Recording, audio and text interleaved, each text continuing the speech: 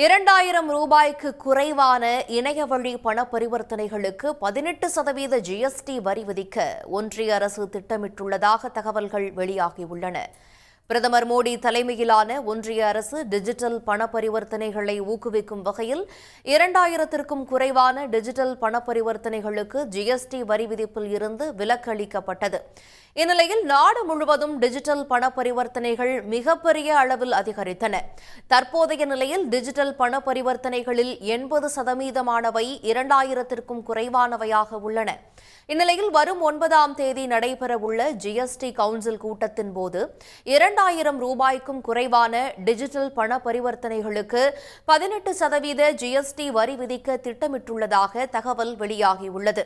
குறிப்பாக credit card, debit card மற்றும் UPI மூலம் செலுத்தப்படும் பணத்திற்கு 18% வரி விதிப்பு அமலாகும் என கூறப்படுகிறது. இதனால் டிஜிட்டல் முறையில் பணம் திரட்டும் நிறுவனங்கள் 18% வரிச்சுமையை மக்கள் மீது சுமத்தும் என்பதால் டிஜிட்டல் பண பரிவர்த்தனைகள் மிகப்பெரிய அளவில் குறையும் என்றும் சிறு வணிகர்கள் கடுமையான பாதிப்பை எதிர்கொள்வார்கள் என்றும் விமர்சனங்கள் எழுந்துள்ளன. உடனுக்குடன் செய்திகளை தெரிந்து கொள்ள சன் நியூஸ் பெல் ஐகானை கிளிக் பண்ணுங்க.